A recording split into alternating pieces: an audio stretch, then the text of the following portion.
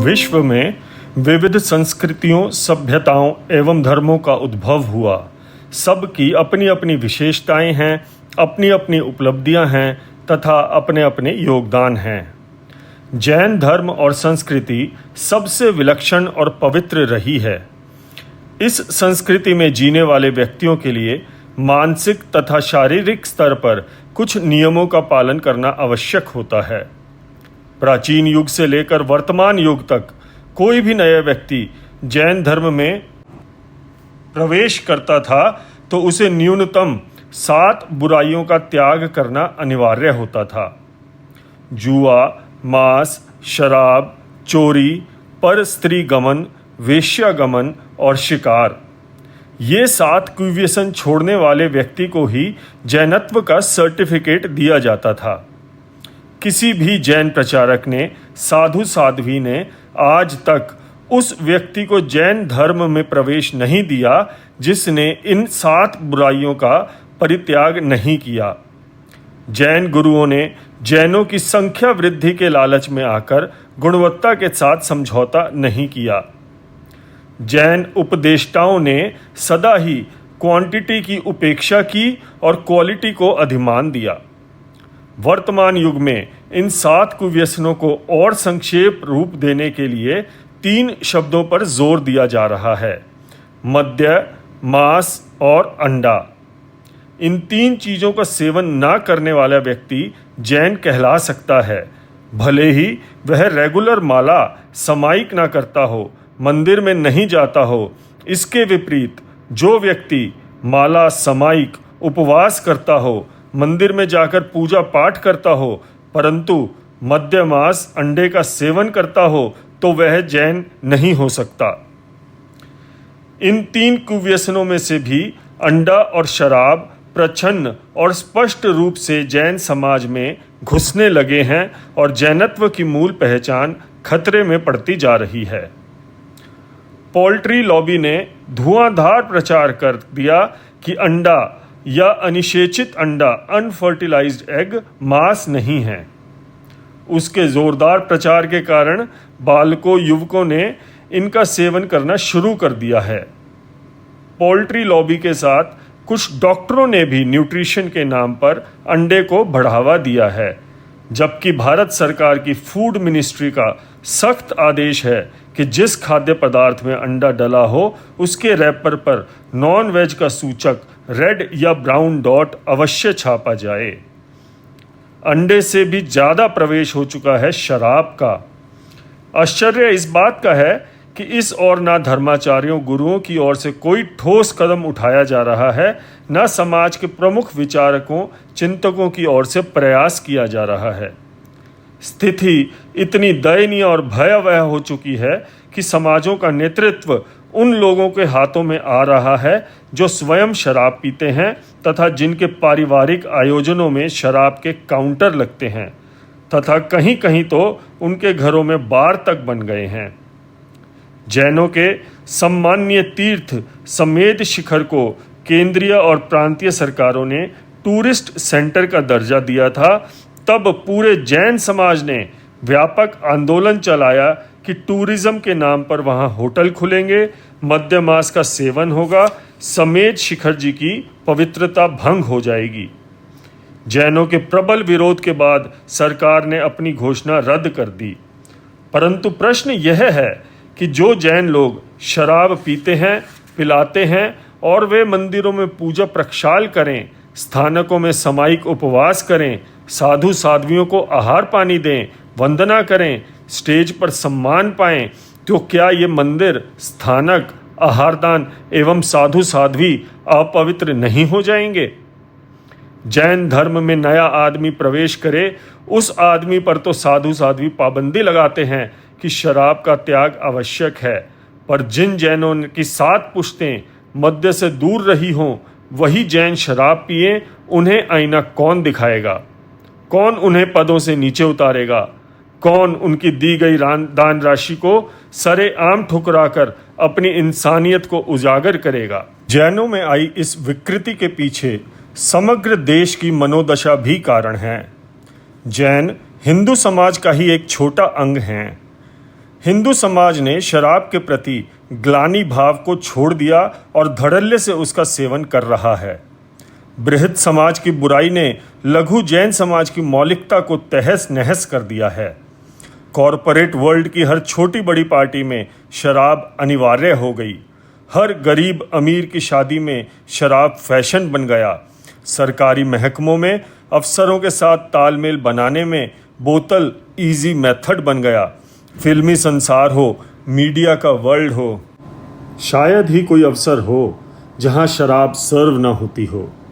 ऐसे में जैन बालक और युवक भी अपनी मौलिकता को भुला बैठे रहे हैं। ना पिए तो प्रेशर बढ़ने लगता है, आउटडेटेड और पिछड़ेपन का लेबल लगने लगता है और कमज़ोर मन के व्यक्ति फिसल जाते हैं। एक बारी फिसल के हमेशा के लिए शराब के शौकीन बन जाते हैं, फिर अपने शौक को सही ठहराने के लिए तर्क ढूंढने लगते हैं। धीरे धीरे अपने समान औरों को भी इस आदत में शरीक करने लगते हैं। बाहर के मित्रों के साथ घर पर ही परिवारजनों के बीच पीने तथा पिलाने को भी सभ्यता का अंग मानने लगते हैं। विवेक परिभ्रष्टानाम विनिवातः शतमुखः। अपना विवेक खो जाए तो सैकड़ों ढंग से पतन प्रारंभ हो जाता है। उन पथ विचलित जैनों के तर्क कुतर्कों का स्वरूप कुछ ऐसा है। शराब पीने में क्या पाप है? किसी जानवर को मारना पाप है, पीने में किसी की हत्या नहीं होती। संतुलित ढंग से थोड़ी मात्रा में मदिरा पीने से क्या नुकसान है? सेंस में रहना पर्याप्त है। शराब की अल्प मात्रा हार्ट को, डाइजेशन को नॉर्मल रखती है। सोशल गेट टुगेदर में मजाक नहीं उड़ता, मेल मिलाप बढ़ता है। हम पिएं, हमारी महिलाएं पिएं, हमारे बच्चे पिएं, हमें कोई एतराज़ नहीं है। सबको लाइफ एंजॉय करने की स्वतंत्रता मिलनी चाहिए। अपने धार्मिक संस्कारों से सर्वथा दूर गए लोगों में यथार्थ को समझने की क्षमता तो समाप्त हो जाती है तथा बहुमूल्य परंपराओं की उपयोगिता के प्रति उपेक्षा बढ़ जाती है। ना वे समझने को तैयार होते, ना किसी को सही उत्तर दे पाते, बस स्वयं स्वीकृत दलीलों की गिरफ्त में उलझे रहते हैं। उन्हें कन्विंस करना है तो कठिन, पर एक प्रयास के तौर पर उन भटके जैनों के लिए कुछ सामग्री प्रस्तुत की जा रही है। सभ्यता संस्कृति के प्रारंभिक युग में मानव समाज के कुछ नियम निर्धारित किए। उनमें से विवाह को लेकर एक नियम बना कि सगे भाई बहन के बीच वैवाहिक संबंध नहीं होगा। फिर आगे व्यवस्थाएं निर्धारित की गई कि चाचा ताया आदि की संतान का भी परस्पर विवाह नहीं होगा। ये दोनों नियम समग्र विश्व में मान्य हैं। हर देश के कानून में यह नियम सम्मिलित हो चुका है। अब प्रश्न है कि क्या इस नियम का निर्माण किसी की हत्या आदि की भूमिका पर बना है? पाप पुण्य एवं उचित अनुचित का एकमात्र आधार पशु हत्या नहीं होता, कुछ अन्य कारण भी होते हैं। किसी व्यवस्था के बनाने और चलाने के पीछे वैवाहिक संबंधों की सीमा आगे जाकर और छोटी कर दी गई, जिसमें बुआ, बहन, मामा आदि की संतानों पर भी वैवाहिक प्रतिबंध लग गए। इन नियमों को हिंदू लोगों ने स्वीकार किया, जिनमें जैन भी शामिल हैं। बायोलॉजी के अनुसार तो पुरुष और नारी दो ही तत्व होते हैं। वहाँ सगे भाई बहन, निकट संबंधी भाई बहन का कोई कॉन्सेप्ट नहीं है। जैसे पशुओं के बीच केवल नर मादा रूप ही संबंध होता है, अन्य कोई संबंध नहीं, ऐसे ही मनुष्य के स्तर पर भी बायोलॉजी यही बात कहती है। परंतु मनुष्य ने अपने सारे सिद्धांत बायोलॉजी के अनुसार नहीं बनाए। उसने समाज विज्ञान, सोशियोलॉजी आदि अनेक पहलुओं पर विचार किया है। जैनों ने शराब आदि का निषेध नियम केवल वध हत्या के आधार पर नहीं बनाया। अध्यात्म, परिवार, शरीर आदि अनेक पहलुओं को ध्यान में रखकर भी मद्य का निषेध किया है। हर देश, हर धर्म संस्कृति के कुछ खास नियम खान पान से जुड़े हुए हैं और वे उन नियमों का पूरी तरह पालन करते हैं। उनके पालन में एक श्रद्धा निष्ठा का भाव होता है, कोई बहस, तर्क या आर्ग्यूमेंट नहीं। जैसे मुस्लिम लोग मांस खाते हैं पर सूअर का मांस पोर्क नहीं खाते। मुद्दा बहस और तर्क का नहीं है, मुद्दा है मान्यता का। उनके धर्म में पोर्क की मनाही है तो कोई मुसलमान पोर्क नहीं खाएगा। यह उनके धर्म का हिस्सा है, अतः निभाना ही निभाना है। इसमें वे समझौता नहीं कर सकते। इस्लाम में शराब का सेवन निषिद्ध है तो मुसलमान शराब नहीं पीते। सभी अरब देशों में शराब पर पूर्ण पाबंदी है। Saudi Arabia, Kuwait, Iran, Iraq, Dubai आदि की संपन्नता कई यूरोपीय देशों से ज़्यादा बढ़ी चढ़ी है, पर क्या मजाल संपन्नता की रौ में बहकर वहाँ की सरकारों ने शराब खोल दी हो। वहाँ भी बड़े बड़े आयोजन होते हैं, शादी ब्याह होते हैं, ठाठ बाट होते हैं, पर उन्होंने अपने धार्मिक मूल्यों को खोया नहीं है। वहाँ की सरकारों को शराब की आमदनी की चिंता नहीं है, उन्हें ध्यान है अपनी विरासत की रक्षा का। भारत में भी जम्मू कश्मीर में मुस्लिम जनसंख्या की बहुलता के कारण शराब की बिक्री पर पाबंदी है और देश की आज़ादी से लेकर आज तक वहाँ शराब खोलने की आवाज़ नहीं उठी। पाबंदी गुजरात, बिहार में भी है, पर जितनी निष्ठा के साथ जम्मू कश्मीर में पाली जाती है उतनी उधर नहीं है। कारण यह है कि इस मामले में वे तर्क नहीं श्रद्धा से चलते हैं। जैन धर्मावलंबी लोगों के लिए शराब ना छूना श्रद्धा का विषय है। भगवान महावीर ने मना किया है, इसलिए नहीं पीनी, बिल्कुल भी नहीं पीनी। सिखों ने धूम्रपान, स्मोकिंग को धर्म विरुद्ध माना है, तो कोई व्यक्ति कल्पना नहीं कर सकता कि सिख युवक युवतियां बीड़ी सिगरेट का सेवन करेंगे। उनके विवाह शादी के प्रसंगों पर सिगरेट का पैकेट पेश किया जाएगा। किसी जैन भाई ने आज तक किसी सिख को सिगरेट पिलाने की हिम्मत की हो, ऐसा उदाहरण नहीं है और ना मिलेगा। उसे पता है कि मैंने यदि 2-3 बार उसे सिगरेट पीने की जिद की तो जोरदार तमाचा गाल पर आएगा। आश्चर्य है कि जैन किसी सिख को सिगरेट नहीं पिला सकता, जबकि एक सिख जैन को शराब पिला सकता है। ये किस बात का सूचक है? जैनों की दुर्बल मानसिकता और सिखों की धर्म दृढ़ता का। चलो, सिखों में मांस पर पाबंदी नहीं है, पर ये हलाल मीट कभी नहीं खाते, क्योंकि हलाल मीट निषिद्ध है। मीट खाना पर हलाल मीट नहीं खाना, ये तर्कों से भले सिद्ध ना हो, पर आस्था से हो सकता है। क्या जैन इतने आस्थाहीन हैं कि शराब को किसी भी बहाने गटकने लगते हैं? हिंदू समाज का बहुत बड़ा हिस्सा पहले भी मांसाहारी था, आज और बढ़ोतरी हो रही है। पर क्या गौ मांस, बीफ का सेवन कोई हिंदू कर सकता है? 1857 की क्रांति मंगल पांडे ने इसी मुद्दे पर चालू करी थी, जब उन्हें पता चला कि बंदूक में भरने से पहले कारतूस को मुंह से खोलना पड़ता है तथा उस कारतूस पर गाय की चर्बी की कोटिंग है। इस एक भावना ने देश के प्रथम स्वतंत्रता संग्राम की शुरुआत कर दी थी। जैनों के लिए शराब का सेवन बिल्कुल वैसा है जैसे एक हिंदू के लिए गाय की चर्बी वाला कारतूस मुंह से लगाना। जैनों में कौन मंगल पांडे का रोल अदा करेगा, वक्त पूछ रहा है। सुना है कि एक हिंदू जर्मनी में एक दोस्त के साथ होटल में खाना खा रहा था। जर्मन मित्र ने हिंदू से रिक्वेस्ट किया कि आप ये खाना खा लो। हिंदू ने कहा, हम बीफ नहीं खाते। जर्मन मित्र तर्क करने लगा, बीफ मीट ही तो है, तुम मीट खाते हो तो मटन या बीफ में क्या फ़र्क पड़ता है? हिंदू दोस्त ने कहा, चलो तुम पहले घोड़े का मांस खाकर दिखा दो, फिर मैं गौमांस खा लूँगा। क्योंकि जर्मनी में घोड़े का मांस नहीं खाया जाता, तो वह मना करने लगा, यह हमारे देश और कल्चर का हिस्सा है, अतः हम घोड़े का मांस नहीं खाते। उस हिंदू दोस्त को समझाने में आसानी हो गई। हर समाज अपने प्राचीन मूल्यों के संरक्षण में जागरूक है, पर ना जाने क्यों शराब का नाम आते ही कुछ जैनों की लार टपकने लगती है। जिस समाज को अपनी जड़ों का पता नहीं है, उस समाज का अस्तित्व चिरकालीन नहीं हो सकता। कभी कभार पीने या थोड़ी मात्रा में पीने का सवाल नहीं है, सवाल है पीने और ना पीने का। जैसे सिखों के लिए सिगरेट, बीड़ी यदा कदा पीने का ख्याल नहीं आ सकता, वह फ़ायदा करे या नुकसान करे, सस्ती हो महंगी हो, पार्टी फंक्शन हो, घर या एकांत हो, यूनिवर्सिटी में पढ़ते हो, कॉरपोरेट लाइफ में हो, विदेशों में हो या स्वदेश में हो, नियम तो नियम है, उसमें किसी प्रकार की छूट नहीं है। सिखों के पवित्र स्थान हरमिंदर साहब अमृतसर में कई कई किलोमीटर के दायरे में बीड़ी सिगरेट बिक भी नहीं सकती, चाहे वहाँ हिंदू मुस्लिम तथा अन्य धर्मावलंबी भी व्यापार क्यों न करते हों। शराब के प्रति जैन धर्म के दृष्टिकोण को विश्व के बड़े बड़े चिंतकों ने सराहा और स्वीकारा है।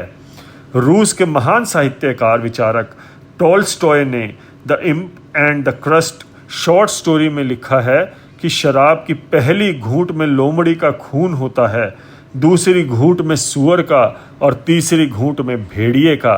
उसका अभिप्राय यह है कि शराब के सेवन से मनुष्यता मर जाती है और उसके व्यवहार में लोमड़ी, सूअर और भेड़िए की दुर्वृत्ति उभर जाती है। जिस व्यक्ति को समस्त देश ने राष्ट्रपिता कहकर पुकारा, उस महात्मा गांधी का दृढ़ संकल्प था कि यदि मुझे 24 घंटे के लिए देश का शासन मिल जाए और साथ ही डिक्टेटरशिप भी, तो मैं एक ही काम करूंगा कि देश में चलने वाली शराब की हर फैक्ट्री, हर ठेके को बंद करवा दूंगा और मालिकों को 1 पैसे जितना मुआवजा भी नहीं दूंगा। ये ठेके और ब्रीवरीज देश का विनाश कर रही हैं, इन पर दया भाव किस बात का। गांधी जी ने आज़ादी से पूर्व ठेकों के आगे पिकेटिंग लगवाकर ठेके बंद करवाए। कांग्रेस पार्टी के संविधान में क्लॉज डाला कि इस पार्टी का सदस्य वही बन सकता है जो शराब नहीं पीता। गांधी जी के नाम पर राजनीति करने वाले लोग इस मामले में जितने दुर्बल साबित हुए, कुछ उतने ही भगवान महावीर के अनुयायी होते जा रहे हैं। ना उनके असूल बाकी हैं, ना जैनों के। कुछ विषयों में अब भी सरकारें शराब का प्रचार कम करने के लिए बाध्य हैं। साल के कुछ दिन ड्राई डे के रूप में घोषित हैं। स्कूलों और धर्म स्थानों के निकट शराब की दुकानें खोलना निषिद्ध है। अवयस्क को शराब बेचना अपराध है। ड्राइविंग के समय ड्रिंकिंग अलाउड नहीं है। ड्राइवर्स की जांच करने के लिए उपकरण लगाए जाते हैं, अर्थात शराब का समर्थन करने वाली एजेंसीज भी ये तो मानती हैं कि शराब नहीं पीनी चाहिए, पर वे तो आमदनी के लालच में फंसी हुई हैं। जैनों को ऐसा क्या लालच है। कुछ वर्षों से पंजाब, हरियाणा तथा केंद्रीय सरकारें बढ़ते हुए नशे, मेडिकल नशे, ड्रग्स को लेकर बड़ी चिंतित हैं। बड़ी बड़ी योजनाएं बनाई जा रही हैं, करोड़ों अरबों के फंड्स खर्च किए जा रहे हैं, पुलिस जुटी हुई है, मीडिया लगी हुई है, फिल्में बन रही हैं, वर्कशॉप्स चलाई जा रही हैं, डी एडिक्शन सेंटर्स खोले जा रहे हैं, ड्रग सप्लायर्स पकड़े जा रहे हैं। इलेक्शंस में मैनिफेस्टो में ड्रग इरेडिकेशन के वायदे किए जा रहे हैं, पर मूल समस्या पर किसी का ध्यान नहीं है। हर मेडिकल नशे की शुरुआत शराब से होती है। पंजाब में जब 50 वर्ष पूर्व ग्रीन रेवोल्यूशन आई, तब गांव के किसानों की आमदनी बढ़ी, कस्बों शहरों की तरक्की हुई और तभी लोगों ने शराब का शौक पालना शुरू कर दिया। घरों में शराब आते ही शर्म, लाज लिहाज खत्म हो गई। खुद पीने वाले घर के बड़े बच्चों को रोके टोके ये रुकावट विदा हो गई। बड़ों ने शराब पी, अगली पीढ़ी और आगे बढ़ी, तीसरी पीढ़ी ड्रग्स पे चली गई। शराब का यह सहज परिणाम है। इसमें अफगानिस्तान, पाकिस्तान आदि को दोषी ठहराने की आवश्यकता नहीं है। दोषी तो वे पिता दादा हैं जिन्होंने पहली मर्यादा तोड़ी और आज उसका नतीजा भोग रहे हैं। शराब के रहते हुए ड्रग्स के खिलाफ लड़ी गई जंग असफल रहेगी। यही स्थिति जैन घरों की 40-50 वर्ष बाद हो जाए तो कोई आश्चर्य नहीं मानना। पुरुष वर्ग को रोकने में, कुछ ब्रेक लगाने में घर की महिलाओं में सामर्थ्य था, पर अब वो बैरियर भी टूटने लगा है। बहनें भी समानाधिकार की होड़ दौड़ में पेग्स का लुत्फ लेने लगी हैं। सर्व विनाश की ओर बढ़ रही जैन समाज को कम से कम द्वारिका नाश का इतिहास तो नहीं भूलना चाहिए, जिसे पर्युषणों में सुना सुनाया जाता है। जिन लोगों को यह वहम था कि थोड़ी मात्रा में अल्कोहल लेना फ़ायदेमंद है, उन्हें WHO की रिपोर्ट्स पढ़ लेनी चाहिए। जो उन्हें इंटरनेट पर क्लिक करते ही मिल जाएंगी। पहले तो शराब को लिवर किडनी की बीमारी से ही जोड़ा जाता था, पर अब तो नवीनतम खोजों ने बता दिया है कि 7 तरह के कैंसर इस शराब के कारण होते हैं। Data from European region of WHO shows that half of all alcohol attributable cancers are caused by what is generally considered light and moderate consumption. एक भ्रांति टूटी है कि साधारण मात्रा में ली गई शराब सेहत को हानि नहीं पहुंचाती। और आगे देखें, When it comes to alcohol consumption, there is no safe amount that does not affect health. शराब का स्वल्पतम प्रयोग भी स्वास्थ्य की सुरक्षा के लिए खतरा है। Any beverage containing alcohol, be it beer, wine or whiskey, poses a health risk. यही बात दूसरे शब्दों में अमेरिका के सर्जन जनरल ने कही है कि कैंसर के प्रमुख कारणों में प्रथम 3 कारण हैं तंबाकू, मोटापा और शराब। शराब के कारण अमेरिका में प्रतिवर्ष 1 लाख कैंसर के केस बढ़ रहे हैं तथा 20,000 मौतें हो रही हैं। इसलिए शराब की हर बोतल पर यह लेबल लगाना ज़रूरी है कि शराब कैंसर का कारण है। Alcohol consumption, third leading preventable cause of cancer in the US after tobacco and obesity. Increasing risk of 7 types of cancer. It is responsible for 1 lakh US cancer cases and 20,000 deaths each year. America और Europe की जीवन शैली को आदर्श मानने वाले जैन परिवार ये भी जान लें कि वहाँ के युवक धीरे धीरे मदिरा सेवन कम करते जा रहे हैं। भले ही लोग ये दावा करें कि हम अपने ऊपर नियंत्रण रख कर पीते हैं, पर उनके दावे तब ध्वस्त हो जाते हैं जब वे शादी पार्टी से पीकर लौटते हैं और ड्राइविंग करते करते उनकी गाड़ी डिवाइडर से टकराती है। मौत का मंजर छा जाता है, परिवार रोने को रह जाता है। उनके दावे तब भी खोखले साबित हो जाते हैं जब नशे में अपनी धर्म पत्नी से झगड़ते हैं, कलह क्लेश मारपीट होती है, घर टूटते हैं। उनके दावे झूठे हो जाते हैं जब हवाई जहाज में सफ़र करते हुए पढ़े लिखे धनाढ्य पियक्कड़ किसी महिला पर पेशाब कर देते हैं और हवाई अड्डे पर उतरते ही उन्हें हवालात में भेज दिया जाता है। उनके कथन की कलाई तब खुलती है जब भारत के एक प्रदेश के मुख्यमंत्री को जर्मनी में हवाई जहाज से इसलिए उतार दिया जाता है कि पीने के कारण उसकी चाल असंतुलित हो रही है।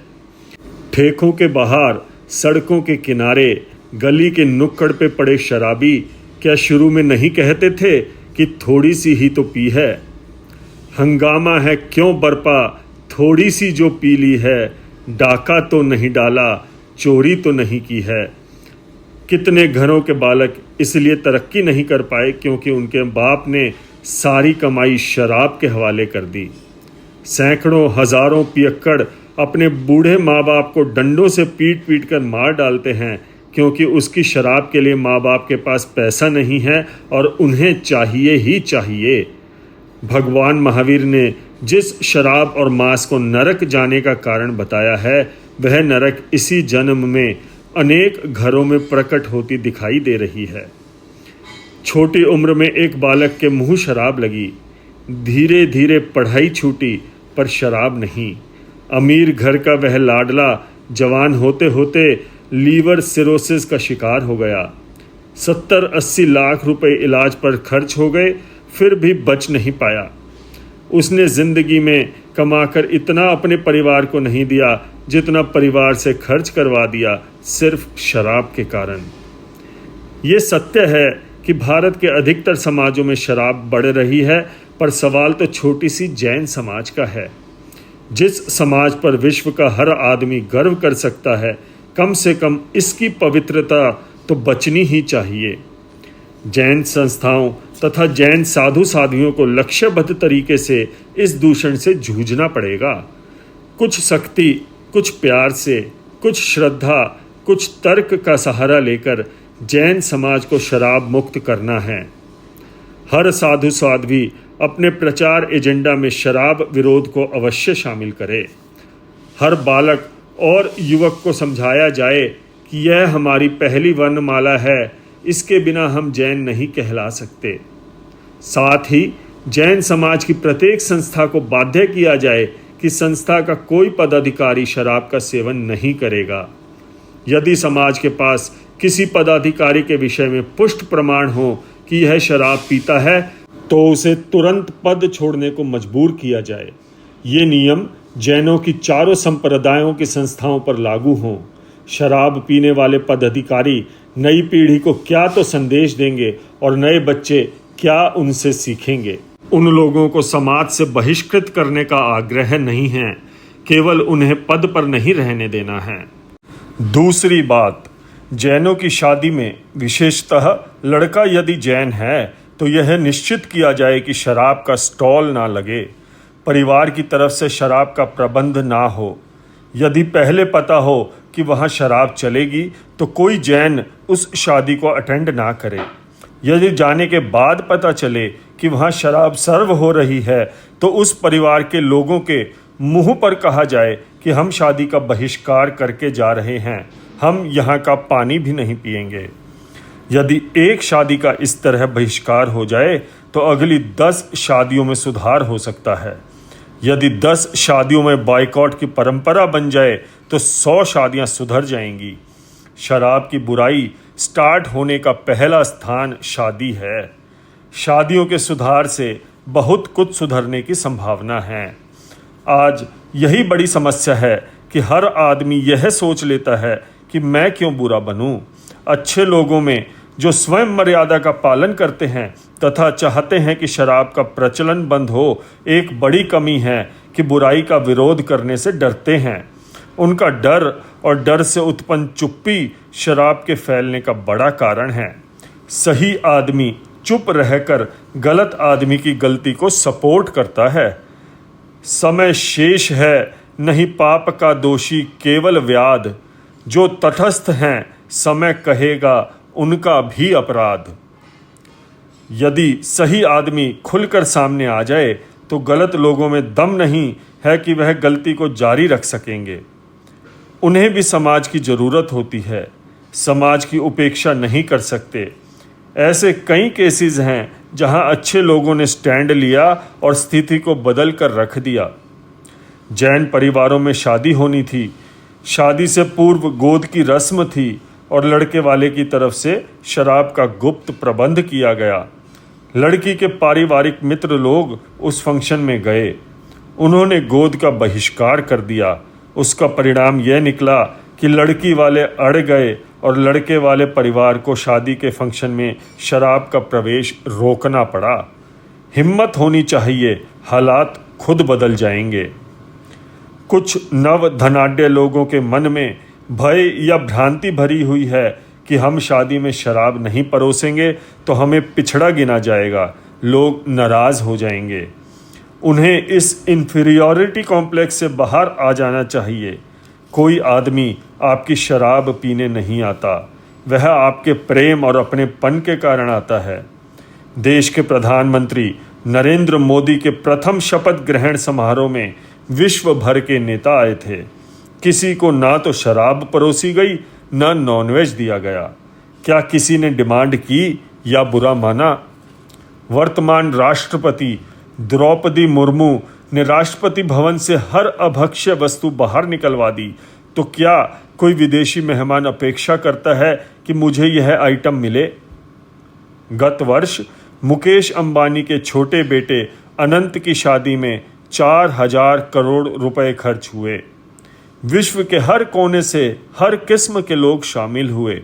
उद्योग, सिनेमा, राजनीति, खेल, व्यापार, हर फील्ड की जानी मानी हस्तियां शादी के प्रत्येक फंक्शन में आई, पर उन्हें शराब की एक बूंद भी नहीं मिली। किसी ने शिकायत नहीं की कि हमारा सम्मान नहीं हुआ। सम्मान कोई शराब से थोड़े ही होता है। आप अपनी मर्यादा, संस्कृति, परंपरा की रक्षा करो, कोई बुरा नहीं मानेगा। डर आपके मन में है, उस डर को निकाल दो, बस बात खत्म। अब दूसरा सवाल है, साधु साध्वियों को श्रावक पूछते हैं कि महाराज साहब, हम उन शादियों का बहिष्कार कर देंगे पर आप उन परिवारों के साथ क्या सलूक करोगे? हम तो अपनी रिश्तेदारी तोड़ दें और आप उन लोगों को मुंह लगाओ, यह दोहरी बात कैसे चलेगी? आज श्रावक वर्ग भी संत सतियों से स्पष्ट नीति की मांग कर रहा है। जिस जैन परिवार की शादी में शराब चली है, उसके घर साल भर तक गोचरी को नहीं जाएंगे। आखिरकार उसे पता तो चलेगा कि हमने कितनी बड़ी गलती की है। संत सतियों को भक्तों के नाराज होने का रिस्क मोल लेना पड़ेगा, और यह निर्णय किसी एक संत एक संघ का नहीं, समस्त जैन साधु वर्ग का हो। यदि संत सती अड़ जाएं तो क्या मजाल ये बुराई एक दिन भी चल सके। भक्त को डर है कि मुझसे भगवान रूठ न जाएं, भगवान को डर है कि भक्त का दिल टूट न जाए। इसी सौदेबाजी के कारण मुझे डर है कि कहीं जैनत्व का मूल रूप छूट न जाए। अभी तो ब्याह शादी का सार्वजनिक आयोजन वाले घरों को छोड़ने की नीति अपनानी है। घर में व्यक्तिगत रूप से पीने वाले परिवारों के बहिष्कार की बात अभी संभव नहीं लगती। जैन साधु साध्वी समाज के कर्णधार हैं, नीति निर्माता हैं, अतः उनका दायित्व बनता है कि जिस समाज के आप प्रतिनिधि हैं उस समाज को अच्छी दिशा भी प्रदान करें। जैन समाज मदिरा मुक्त हो, इस अभियान को हर व्यक्ति अपना प्रथम कर्तव्य मानकर आगे बढ़ाए, यही विनती है।